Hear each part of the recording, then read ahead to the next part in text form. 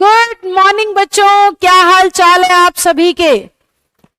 BBC, लता ठाकुर, अंजलि देवी, प्रियांशु, निशा, पूनम, पूजा, पंचाल, सभी को good morning. हमारा या तो रहता है इंपेरेटिव या हमारा रहता है ऑब्जेक्ट केसेस।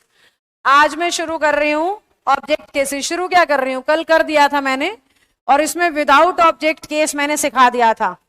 आज बचे हुए 4 पूरे कर देते हैं। थैंक यू पूजा। आज बचे हुए 4 पूरे कर देते हैं हम। यानी कि एक तो आज हम डिस्कस करेंगे टू ऑब्जेक्ट केस, एक हम आज डिस्कस करेंगे adjective as object case, prepositional object case और ऑब्जेक्ट कॉम्प्लीमेंट केस। किसी को नहीं समझ आया तो थोड़ा मार्कर चेंज करके मैं बता दूं। टारगेट 1, 2, 3, 4, एक एक करके चारों समझाती हूं, फिर हमारे ऑब्जेक्ट केसेस जो हैं वो कंप्लीट हो जाएंगे। यानी सिर्फ इंपेरेटिव और प्रोवर्ब रह जाएंगी टॉपिक में। तो कल का दिन और मैक्सिमम लगा लो, हमारा लग जाएगा, वॉइस हमारा कंप्लीट हो जाएगा। फिर ऑप्शन स्टाइल प्रैक्टिस हम लोग शुरू करेंगे। समझ गए?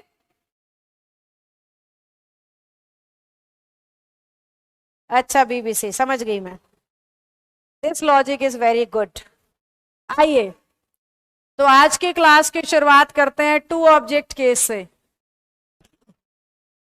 आज की क्लास हम शुरू करते हैं टू ऑब्जेक्ट केस से। ध्यान देंगे मेरी तरफ।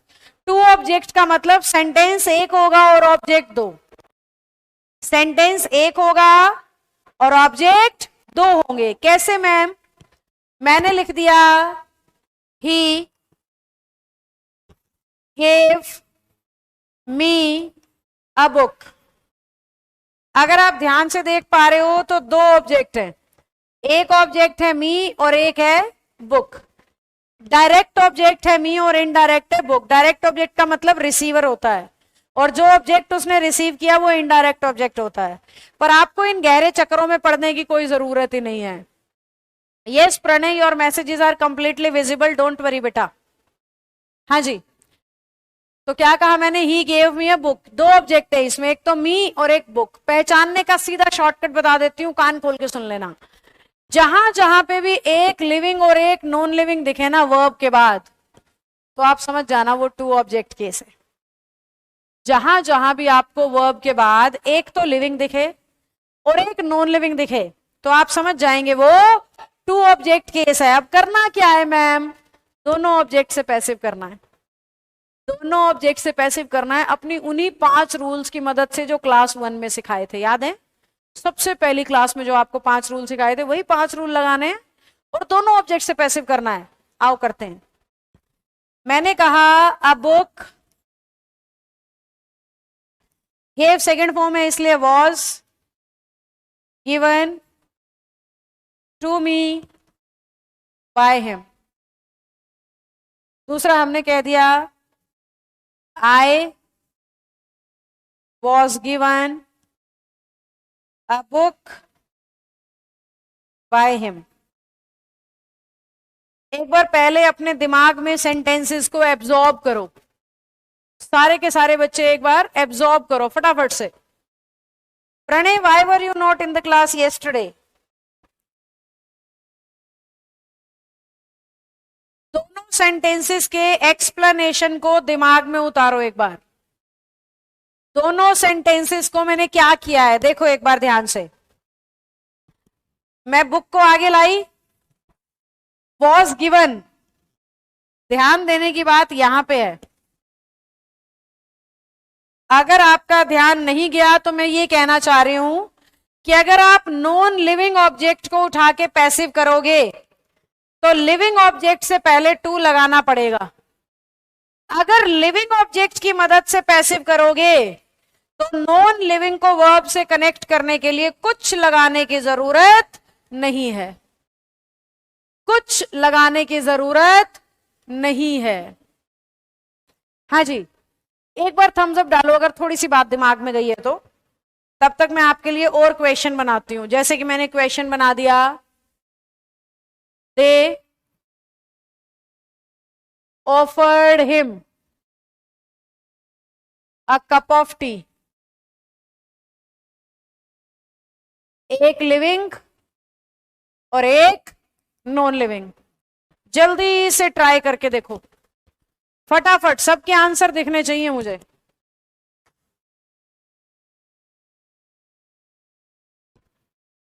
सबके आंसर्स दिखने चाहिए, फटाफट ट्राई करो। गुड प्रिया राणा। अब ध्यान से देखना, अंजलि मैंने आपका मैसेज पढ़ लिया था बेटा, ध्यान से देखो, मैं अब स्टेप से कर रही हूं।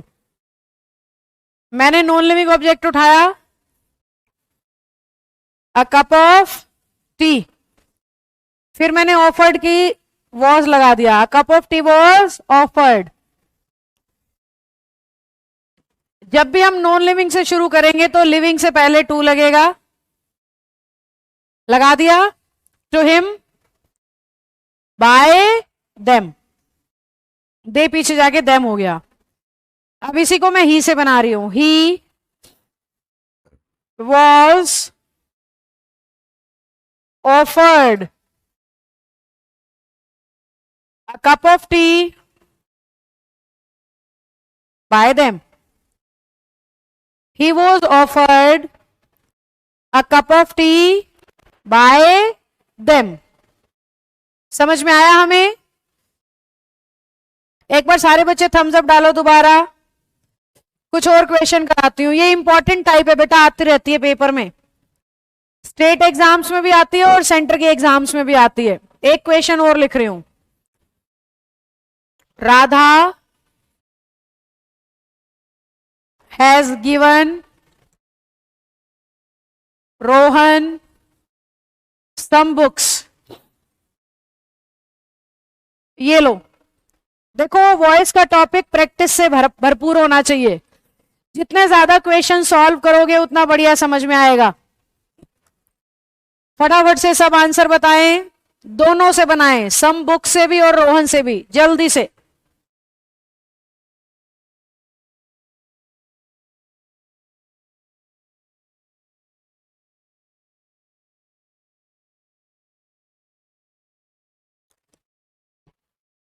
मेरे हिसाब से सॉल्व हो गया, आओ सॉल्व करते हैं। मैं पहले सम बुक्स से शुरू कर रही हूं। सम बुक्स प्लूरल है तो हैव लग गया, गिवन थर्ड फॉर्म है यानी पैसिव में बीन आएगा। Some books have been given, verb की थर्ड फॉर्म तो हमेशा आती है टू। ऑब्जेक्ट कौन सा है? Rohan.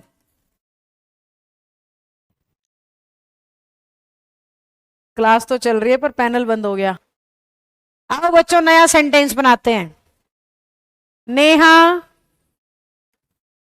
Has given Pinku a candy. हमने टू ऑब्जेक्ट केस बनाना था, मुझे पहले वाला सेंटेंस याद नहीं है तो मैंने लगभग सेम फॉर्मेट लिखने की कोशिश करी है, फिर भी अब मैं पैसिव बना रही हूं। A candy has been given, आगे क्या लिखेंगे अपना ऑब्जेक्ट लिविंग वाला, to Pinku by Neha.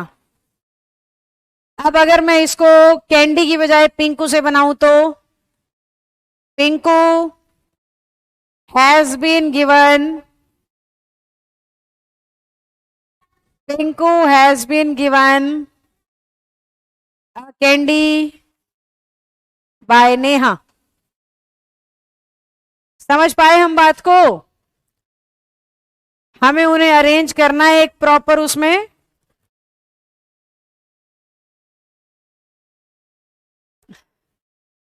Yes Nirmala, simple simple रहना मुझे पसंद है। आपको ये जान के बड़ा संदेह भी हो सकता है, I had never gone to parlour in my life till now. आज तक, नॉट इवन वंस, एक भी बार नहीं, और मुझे जरूरत भी महसूस नहीं हुई आज तक कि मुझे जाना चाहिए या मेरी कोई चीज छूट रही है या मैं कोई चीज मिस कर रही हूं। आज तक मुझे ऐसा महसूस नहीं हुआ है। बल्कि कोई बहुत ज्यादा ओवरडोज ऑफ मेकअप करता है तो मैं उसको ये सलाह भी दे रही होती हूँ, देखो ये जो हम बॉलीवुड एक्टर्स और स्टार्स से सीख रहे हैं ना, उनका प्रोफेशन है, they are doing it due to their business. हमें डेली और रियल लाइफ में ये सब करने की जरूरत नहीं है। हमें डेली और रियल लाइफ में अपने खुद पे इन्वेस्ट करने की जरूरत है, हमारे शरीर में, हमारे दिमाग में इन्वेस्टमेंट की जरूरत है, जिससे हमें लाइफ लॉन्ग बेनिफिट्स मिलेंगे, ग्रोथ मिलेगी। हमें करना तो चाहिए ये, पर हम उनसे चार मोर अट्रैक्शन फील करके उनकी तरह दिखने और बनने के चक्कर में अपना आधा समय इन चीजों में गवा देते हैं, और ये हमारे किसी काम नहीं आने। भाई या तो आपने बनना हो स्टार, मूवी स्टार, तो ठीक है भाई शुरू करो, कोई दिक्कत नहीं है, लेकिन उस डायरेक्शन में जाना नहीं है तो वाई टू वेस्ट टाइम। हम भगवान की क्रिएशन पे क्वेश्चन मार्क लगा रहे हैं, भाई आपने अच्छा नहीं बनाया, मैं तो धरती पे जाके अपने आप को और सुंदर बनाऊंगा। मेरा मानना ये है, जैसा बना दिया बढ़िया बना दिया, क्या जरूरत है, समझे? चलिए जी, बिल्कुल। सुनीता ठाकुर ने तो कैंडी लिखने की बजाय कैंडी की फोटो भेजी है।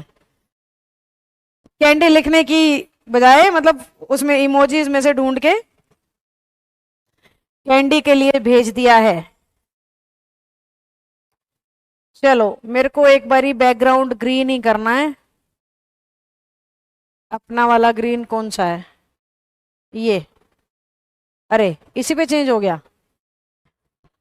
पहले अगली स्लाइड ले आती हूँ, अब चेंज कर लेते हैं, नहीं तो वो सारा दोबारा लिखना पड़ता। चलो अब मुझे बताओ, टू ऑब्जेक्ट केस समझ में आ गया तो मैं आगे बढ़ूं।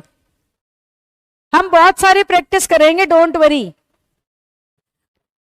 अगला केस ले लेते हैं हम, पहली स्लाइड आ जाएगी, आ गई। Two object done, without object done, adjective as object.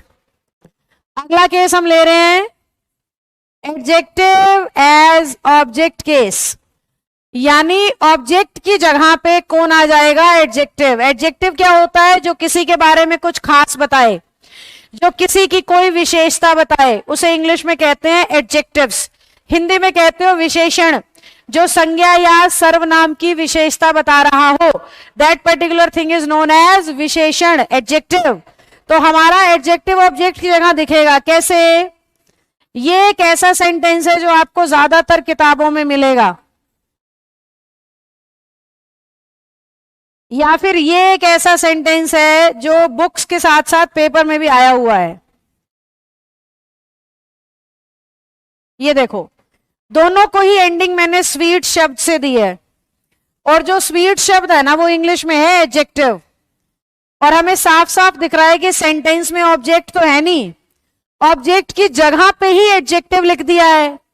तो अब हमें क्या करना है? हमें पैसिव तो करना ही है, तो एक प्रॉपर स्ट्रक्चर फॉलो होता है। वो स्ट्रक्चर मैं यहां लिख रही हूं, फिर हम इन दोनों क्वेश्चंस को सॉल्व करेंगे। एक मैं करूंगी, एक आप करोगे। स्ट्रक्चर क्या है? जो सब्जेक्ट है उसको रखो सेम टू सेम, सब्जेक्ट के बाद लगाओ अपनी हेल्पिंग वर्ब, हेल्पिंग वर्ब के साथ जोड़ दो मेन वर्ब की थर्ड फॉर्म, MV3 ऐसे लिख देती हूं, थोड़ी और क्लैरिटी आएगी। सब्जेक्ट लिखा सेम टू सेम, यानी एक्टिव का ही सब्जेक्ट आ जाएगा, यूं का यूं, उलट पलट नहीं करना, ऑब्जेक्ट है ही नहीं, पलटें कैसे? तो subject, helping verb, main verb की थर्ड फॉर्म। अपनी ओर से जोड़ोगे व्हेन, अपनी ओर से जोड़ना है इट इज, और अपनी ओर से थोड़ा सा गड़बड़ हो गया, यहां पे एडजेक्टिव बिठाना पड़ेगा, क्योंकि थर्ड फॉर्म से ये सेंटेंस खत्म करना होता है हमें। तो स्ट्रक्चर क्या तैयार हुआ? सब्जेक्ट के बाद हेल्पिंग वर्ब के बाद एडजेक्टिव उठा के रख दो जो एक्टिव का है। अपनी ओर से व्हेन इट इज लगाया, बहुत बार इट इज को भी छोड़ देते हैं, सिर्फ व्हेन लिख देते हैं, और उसके बिल्कुल साथ जोड़ देते हैं कौन सी फॉर्म? Third form. एक मैं करके बता रही हूं, फिर एक आप करेंगे। मैंने कहा रोज, सब्जेक्ट आ गया, स्मेल्स V5 है तो इज एम आर में बदलते हैं, बेसिक 5 रूल में सिखा चुकी हूं।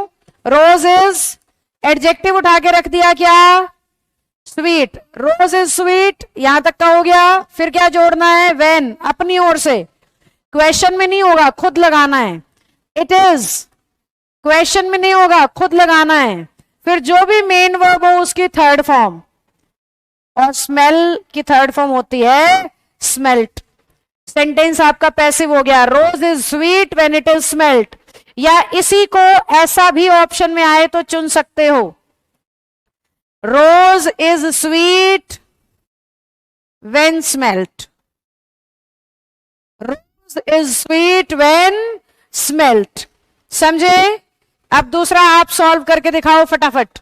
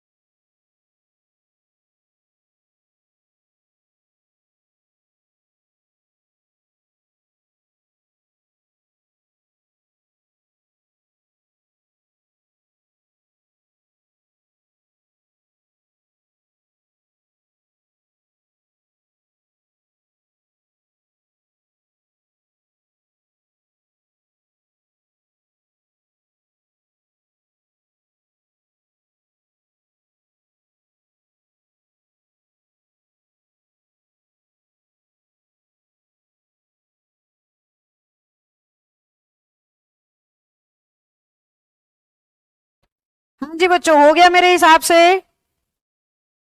देखो, जिस जिससे नहीं हुआ, सब्जेक्ट सेम टू सेम.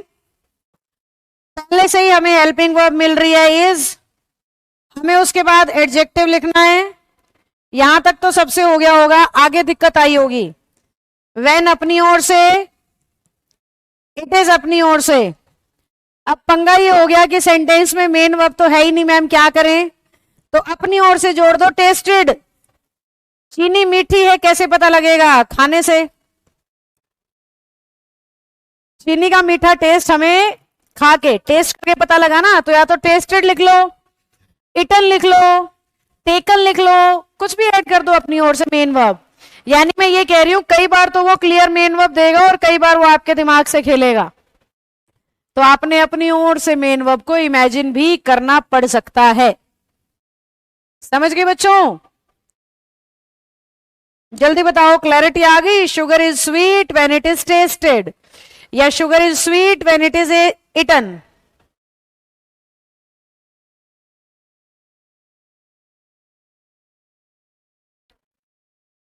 डालो थम्स अप अगर बन गई हो बात तो.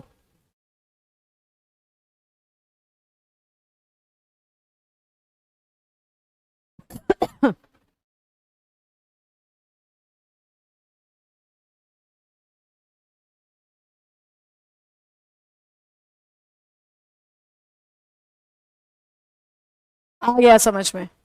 चलिए, अब हम अपना अगला केस ले लेते हैं. और हमारा अगला केस पीडीएफ से पता लगेगा. Without object done, two object done, adjective object done. Object complement कर लेते हैं और फिर प्रेपोजिशनल ऑब्जेक्ट करेंगे. आज तो हमारे पास टाइम है बहुत सारा. मैंने अभी घड़ी पे नजर डाली. एक तो हमारा रहता है ऑब्जेक्ट कॉम्प्लीमेंट केस, और एक हमारा रहता है प्रेपोजिशनल ऑब्जेक्ट केस.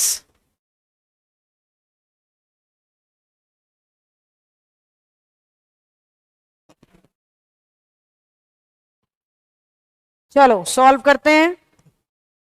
पहले कर रहे हैं ऑब्जेक्ट कॉम्प्लीमेंट केस. अब कॉम्प्लीमेंट का मतलब क्या होता है? कॉम्प्लीमेंट का मतलब होता है जब हमने किसी के बारे में कुछ कहा. जैसे मैंने आपके बारे में कुछ कहा तो आपके कॉम्प्लीमेंट्स, आपने मेरे बारे में कहा तो मेरे कॉम्प्लीमेंट्स. ऐसे ही जो ऑब्जेक्ट के बारे में कहा जा रहा है वो ऑब्जेक्ट का कॉम्प्लीमेंट होता है. अगर आप टीचिंग एग्जाम की तैयारी कर रहे हो तो बहुत बार कॉम्प्लीमेंट पहचानना भी आता है आपके पेपर में कि कॉम्प्लीमेंट को आइडेंटिफाई करो कि ऑब्जेक्ट कॉम्प्लीमेंट है या नहीं है. तो कॉम्प्लीमेंट का पता कैसे लगता है भाई? कॉम्प्लीमेंट का पता लगता है जो ऑब्जेक्ट के बारे में बताता हुआ दिखे ना शब्द, वो ऑब्जेक्ट का कॉम्प्लीमेंट होता है. कैसे? सपोज मैंने कहा ही अपॉइंटेड मी टीचर। ध्यान से मेरी लाइन को देखो, उसने अपॉइंट किया मुझे क्या, टीचर। तो मेरे बारे में क्या लिखा जा रहा है कि मुझे टीचर अपॉइंट किया गया है। तो मेरे लिए टीचर, और मैं क्या हूं सेंटेंस की ऑब्जेक्ट, और टीचर क्या है ऑब्जेक्ट का कॉम्प्लीमेंट। टीचर क्या बन गया यहां पे, ऑब्जेक्ट का कॉम्प्लीमेंट। इसलिए इसको कहते हैं ऑब्जेक्ट कॉम्प्लीमेंट केस, जब ऑब्जेक्ट अपने कॉम्प्लीमेंट के साथ आए। अब ये चीज इतनी आसान है मैम, तो पेपर में क्यों आती रहती है, क्योंकि बच्चा इसको टू ऑब्जेक्ट केस से मिक्स कर देता है। बच्चे को ये फर्क पता नहीं चलता कि ये ऑब्जेक्ट कॉम्प्लीमेंट केस है या ये टू ऑब्जेक्ट केस है, पर आपको फर्क पता लगना चाहिए क्योंकि आप मुझसे पढ़ रहे हो। सुनो मेरी बात ध्यान से, जब भी आपका टू ऑब्जेक्ट केस होगा, मैंने क्या कहा था, एक लिविंग होगा और एक नॉन लिविंग होगा। जब भी कॉम्प्लीमेंट होगा ना, दोनों लिविंग या दोनों नॉन लिविंग होंगे, पता लगाने का सीधा शॉर्टकट। जब भी वो कॉम्प्लीमेंट केस बनाएगा ना, या तो दोनों लिविंग होंगे या दोनों नॉन लिविंग होंगे। जैसे मेरे इस क्वेश्चन को देख लो, मी भी लिविंग टीचर भी लिविंग, जबकि वहां पे हर बार मैं लिख रही थी उसने मुझे किताबें दी, उसने मुझे चाय दी, यानी एक लिविंग था और एक नॉन लिविंग। तो पता लगाने का सीधा तरीका है, जहां जहां पे भी हम टू ऑब्जेक्ट लेंगे, एक लिविंग नॉन लिविंग होगा, और जहां जहां भी कॉम्प्लीमेंट होगा, दोनों लिविंग या दोनों नॉन लिविंग होंगे। समझ गए हम। अब हमें करना क्या है, पैसिव कैसे होगा, कुछ नहीं, उन्हीं रूल से बिल्कुल सेम, कुछ नया रूल नहीं है। मी को बना दिया आई, अपॉइंटेड है, सेकंड फॉर्म वॉज लग गई, आई वॉज अपॉइंटेड। बस जो एक्टिव में ऑब्जेक्ट के साथ बैठा है उसको वर्ब के साथ बिठा देना पैसिव में। आई was appointed teacher by him, I was appointed teacher by him. Priyanshu बेटा, अपॉइंट के साथ कभी एज नहीं लगता इंग्लिश में, ये भी एक सीखने की बात है, आप सब सीखो। स्पोकन में बहुत सारे बच्चे ऐसे बोल रहे होते हैं, I was appointed as a clerk, I was appointed as a teacher, जबकि अपॉइंट ना तो अपने बाद एज लेता है और अपॉइंट ना ही अपने बाद ए लेता है। अपॉइंट अपने बाद सीधा ऑब्जेक्ट और कॉम्प्लीमेंट को लेता है, ना एज लगता है कभी भी और ना कभी आर्टिकल लगता है। जबकि स्पोकन में ज्यादातर बार लोग एज लगा के बोलते हैं और आर्टिकल भी लगा के बोलते हैं, और ये दोनों कभी नहीं आते बेटा, बहुत जगह काम आएगी, ये बात याद रखना। चलो, तो आई was appointed teacher by him. देखो, ना तो मैंने एक्टिव में अपॉइंट के पीछे एज और ए लगाया, ना मैंने पैसिव में एज और ए लगाया, क्योंकि अपॉइंट एक ऐसी वर्ब है जो ना तो एज लेती है ना ही आर्टिकल लेती है। अब एक क्वेश्चन आप सबके लिए, ध्यान से करके बताना। यू सिलेक्टेड हर, क्या बनाए भाई उसको, डांसर बना देते हैं लोग। अब सबको टीचर बनाएंगे तो कैसे बात बनेगी, एक आधा मनोरंजन वाला भी होना चाहिए। यू सिलेक्टेड हर डांसर, मतलब आपने उसे डांसर के लिए, या आपने उसे डांसर बनाया या डांसर चुना, आपने उसे डांसर चुना। फटाफट सॉल्व करो।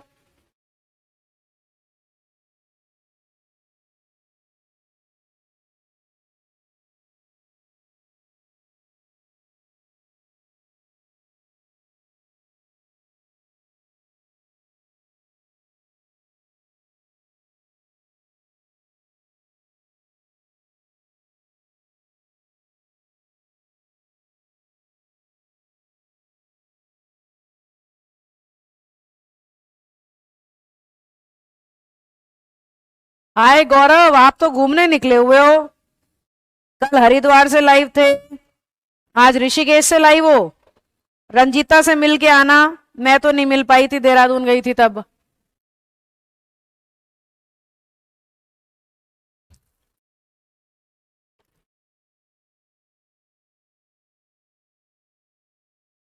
कैसा चल रहा है गौरव फिर आपका टूर? बड़ी खुशी है गौरव मेरे आपके ये मैसेज पढ़ के, मतलब बच्चा घूमने गया है फिर भी उसको मैं याद हूं, देखो कितना कितना प्यार है, यही मजा है। और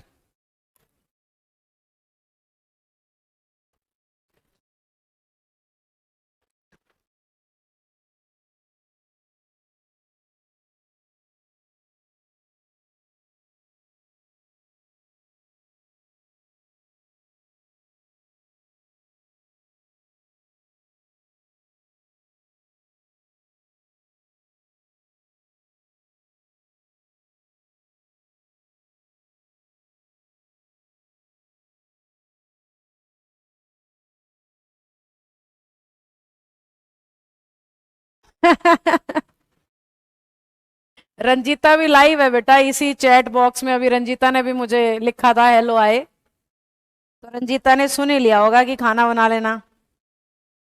यही तो कह रही थी रंजीता 2-3 दिन मुझे पहले कि छुट्टियां चल रही हैं मैम, कोई ना कोई गेस्ट आया रहता है, उनकी सेवा पानी में लगी रहती हूँ, पढ़ाई नहीं हो पा रही है। तो रंजीता बेचारी सोचती होगी क्या नया मैम, आपने भी भेज दिया गौरव को, मैं पहले ही बड़ी बिजी थी।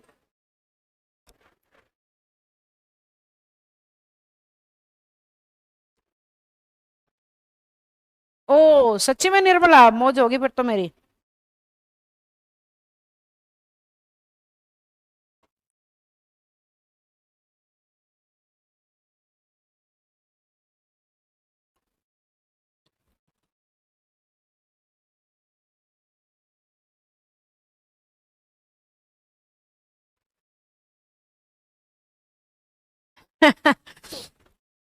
सुनीता जी आप कमाल हो। अब की बार सुनीता ने डांसर लिखने की बजाय डांसर की वो भेजी है ऐसे ऐसे। रंजीता ऑलरेडी खाना बना ही रही है। अच्छा, तो वो सुन जरूर रही होंगी, बस कमेंट्स नहीं कर पा रही होंगी। चलो अब मैं करके दिखा देती हूं। शी, यहां कौन था, यू। हाँ जी, हर का क्या हो गया, शी, सिलेक्टेड का वॉज, शी वॉज सिलेक्टेड। फिर कॉम्प्लीमेंट लिख दिया डांसर बाय यू। इस तरीके से हमारे कॉम्प्लीमेंट केसेस कंप्लीट हो जाएंगे। जी बलराम सिंह, समझ आ गया तो थम्स अप डालो। फिर हमारा आखिरी केस पे हम आ गए हैं, खत्म करेंगे ऑब्जेक्ट केसेस को आज। Preposition object case, preposition as object case. अब प्रेपोजिशन ऑब्जेक्ट केस का क्या मतलब है मैम, आपको प्रेपोजिशन दिखाई देगी ऑब्जेक्ट के साथ। कैसे, ही वॉज प्लेइंग फुटबॉल, यहीं पे खत्म करने की बजाय आगे लिख देगा in the ground. He was playing football in the ground. नहीं सोनी, अपॉइंट के बाद ए भी नहीं लगता और एस भी नहीं लगता।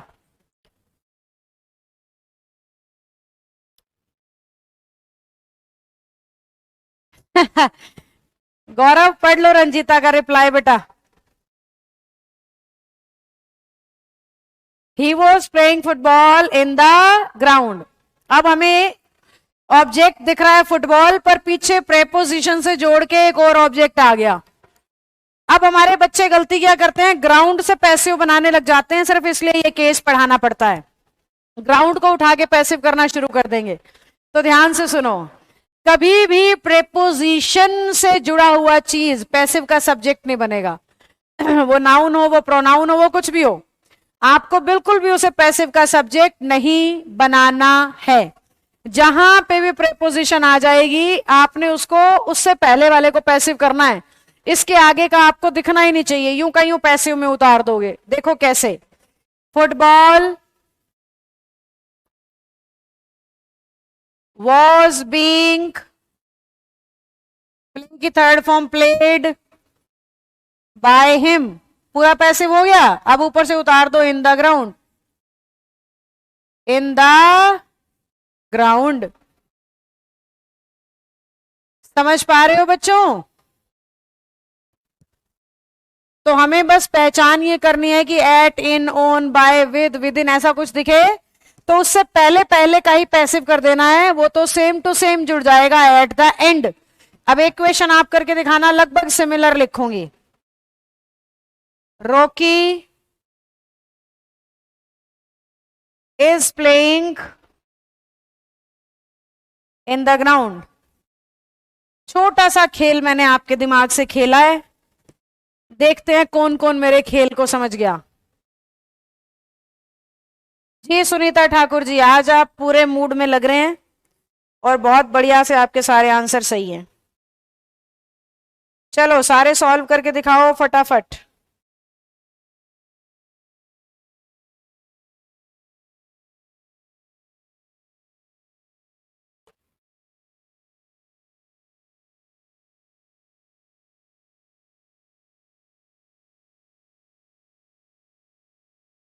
जल्दी जल्दी बताइए।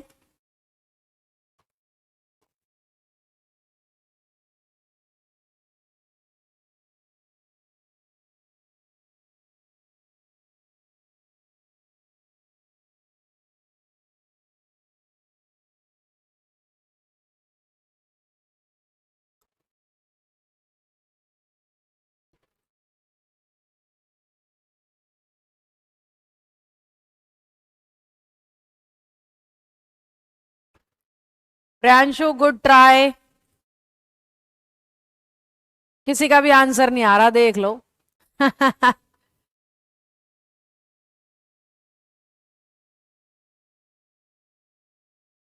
Nirmala good try.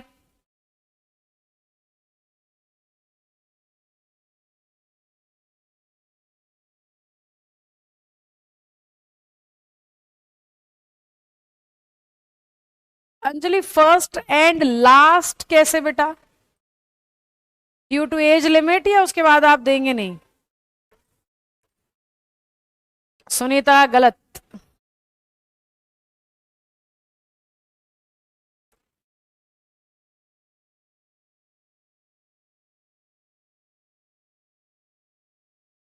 Anjali narration भी पक्का ही आता है बेटा पेपर में, वॉइस और नरेशन भी पक्का आते हैं। मैं ये नहीं कह रही प्रीपोजिशन आर्टिकल कंजंक्शन नहीं आते, ये भी आते हैं। वॉइस नरेशन पक्का आते हैं।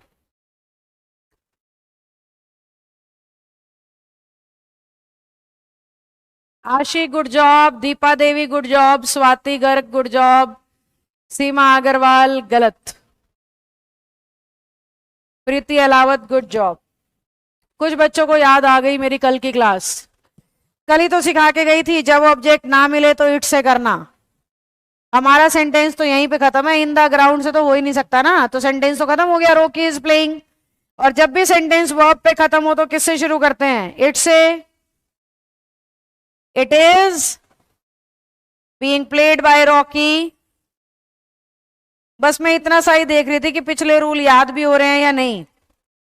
तो कुछ बच्चों को बिल्कुल नहीं हो रहे हैं, यानी उन्हें खूब सारी प्रैक्टिस की जरूरत है। इस तरीके से सॉल्व हो गया। ओके अंजलि बेटा। Ma'am my messages are not coming, you never reply. Savita Garg ji मैं कर रही हूँ रिप्लाई, बस एक गलती हो रही है मुझसे, मैं आपको स्वाति पढ़ रही हूँ। ठीक है, आज के क्लास में मैंने जितने भी बार स्वाति गर्ग बोला है वो आपका ही मैसेज पढ़ा है मैंने। अब मैंने खड़े होकर ध्यान से देखा है तो सविता गर्ग है और मैं इसको स्वाति गर्ग पढ़ रही हूँ। चलिए, enough for today. Object cases are done and here is your homework. Exercise number 3 दे देना भाई आज इनको कट करके फ्रॉम सेम बुक। जहां से 2 दिया था ना वहीं से 3 की पीडीएफ डालनी है आज। ठीक है, एक्सरसाइज नंबर 3 आएगी आज आपके पास, जिसमें हर टाइप के क्वेश्चन होंगे जो मैंने अब तक आपको पढ़ा दिए हैं। कुछ इंपेरेटिव भी होंगे, वो आपसे नहीं होंगे, पहले ही बता रही हूं। लेकिन पहले 50 ट्राई करना, वो लगभग उसमें से है जो मैंने आपको पढ़ाया है। ओके बच्चों,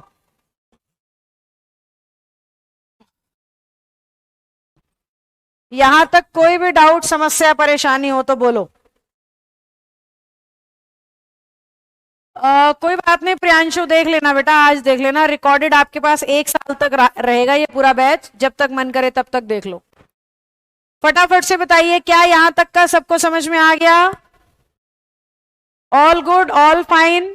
कोई और दिक्कत समस्या बैच में महसूस कर रहे हो, मुझसे कोई शिकायत हो, वेटिकन संस्था या स्टाफ से कोई शिकायत हो तो बता सकते हो। 2-4 मिनट बात करना चाह रही हूं आपसे। किसी भी तरह की कोई ऐसी बात जो आप मेरे सामने रखना चाहते हैं, क्योंकि रोज हमारी क्लास पढ़ाने में बीत जाती है, तो एक आधा दिन मुझे पूछ लेना चाहिए। कोई ऐसी बात जो आपको खटक रही हो दिल में, दिमाग में, और मैं उसको सुलझा सकती हूं तो जरूर बताइए। मैम व्हाट्सएप पर डलवाना। देवानंद अभी भी आपको बैच नहीं दिख रहा बेटा? क्या आपने व्हाट्सएप पे प्रॉब्लम डाली है देवानंद? नहीं डाली है तो पक्का डालो, क्योंकि जो बच्चे व्हाट्सएप पे शिकायत का मैसेज डालेंगे उनका नंबर हम आगे डेवलपर्स को फॉरवर्ड कर रहे हैं और वो वहीं से उसको ठीक करके भेज रहे हैं। तो आपको व्हाट्सएप पे डिटेल से अपनी प्रॉब्लम का मैसेज डालना है, जिसको जो भी ऐप से रिलेटेड समस्या हो रही है। जी Seema Agarwal, thank you so much.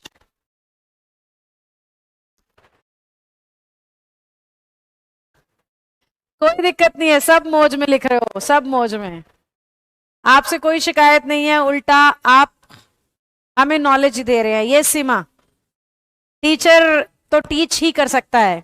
Ma'am this batch is enough for CET means 110%, not 100%, 110%। नहीं प्रीति, नहीं मिलेगी। मैं आपको प्रॉवर्ब की पीडीएफ डलवा देती हूँ, आप प्रिंट निकलवा लेना। सुनीता जी आज तक नहीं किया है मैंने, और मुझे आता भी नहीं है। सुनीता मुझे कह रही है एक दिन आप मेकअप करके आना, और मुझे आता भी नहीं है frankly speaking, and I am not interested to. HSSC English book में ये रूल नहीं है मैम। हाँ अंजलि आई नो, क्योंकि वो सिर्फ हरियाणा वाले बच्चे के लिए है। मैं स्पेसिफिक बनाती हूँ ना किताब, तो वो स्पेसिफिक ही होती है, सिर्फ बोलने के लिए नहीं कह रही मैं वो HSSC के लिए है, वो वाक्य में सिर्फ HSSC के बच्चे के लिए है। उसमें मैंने सिर्फ उतना ही डाला है जो हरियाणा में आता है। आपके बैच में मैं सब पढ़ा रही हूँ, जो ऑल ओवर इंडिया किसी भी पेपर में आता है वो सब पढ़ा रही हूँ मैं।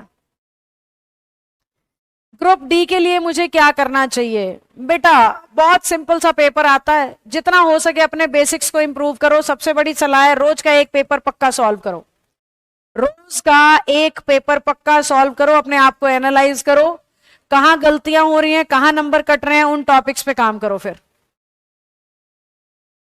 जी सुनीता ठाकुर जी, थैंक यू।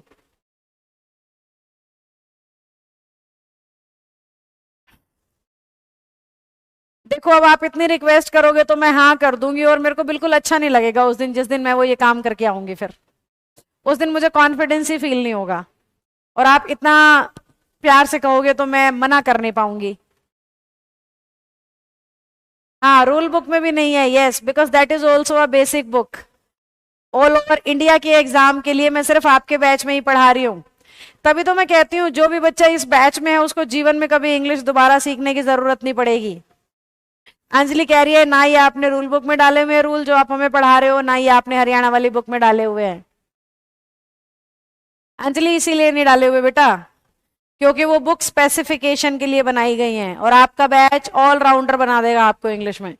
कोई भी एग्जाम आए आपको इंग्लिश आती होगी, कुछ भी छोड़ूंगी नहीं ऐसा जो किसी पेपर में आता हो और मैंने नहीं कराया।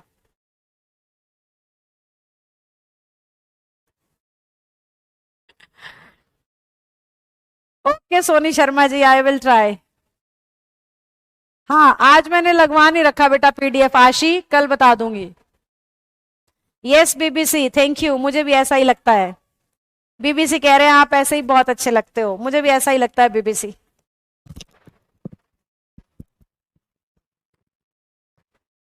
ओ thank you Nirmala, thank you Sudesh जी।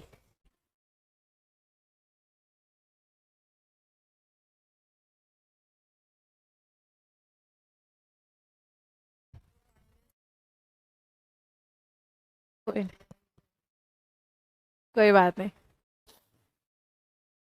हाँ प्रिया नहीं किया, यही तो इंटरेस्टिंग बात है, तभी तो मैंने इतना जोर लगा के कहा था कि never ever in my life.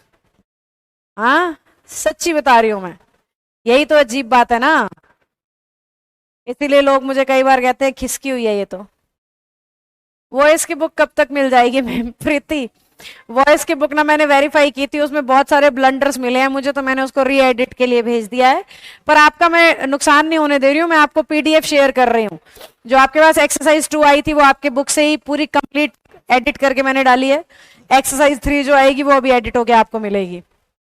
तो बुक के ही वो पेजेस मैं दे रही हूँ, जो बुक पूरी तैयार नहीं है तो कुछ कुछ पेजेस मैं आपको दे रही हूँ कि आपकी प्रैक्टिस ना रुके। तो आज आपको एक्सरसाइज 3 मिल जाएगी, वो आप कर लेना। कल हम एक्सरसाइज 3 डिस्कस करेंगे और साथ के साथ इंपैरेटिव और प्रॉवर्ब निपटा देंगे। ओके बच्चों। चलिए तो कल मिलते हैं आप सबसे, खुश रहिएगा, बाय बाय, टाटा।